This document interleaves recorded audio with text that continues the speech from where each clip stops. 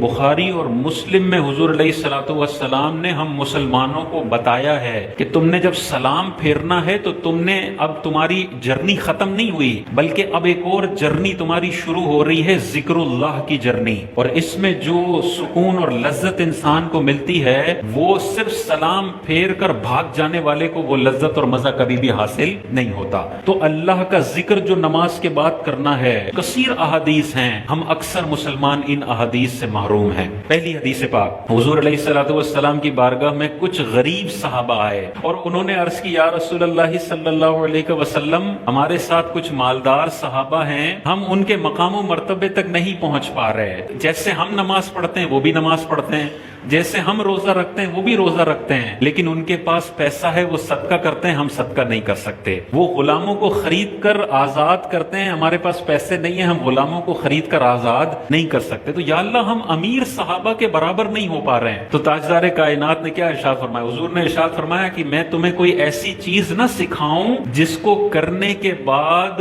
تم اتنے بلند ہو جاؤ گے کہ کوئی تمہارا مقابلہ نہیں کر سکے گا، کوئی تم سے آگے نہیں بڑھ سکے گا۔ صحابہ، غریب صحابہ خوش ہوئے اور انہوں نے کہا، یا رسول اللہ صلی اللہ علیہ وسلم ضرور بتائیے۔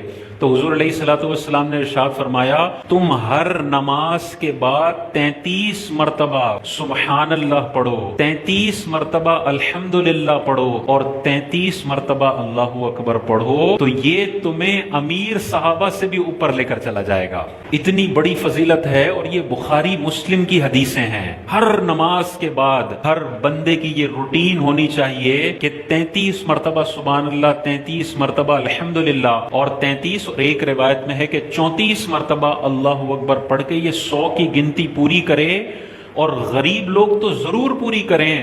ہم ساری زندگی فضولیات کے چکر میں اتنے زبردست انعاموں سے محروم ہیں۔ 40 سال کی زندگی ہو چکی ہے، یہ تو ضائع ہو گیا وقت، اب مرتے دم تک یہ تسبیح نہیں چھوڑنی ہے۔ 100 سیکنڈ میں پوری ہوتی ہے، 100 سیکنڈ۔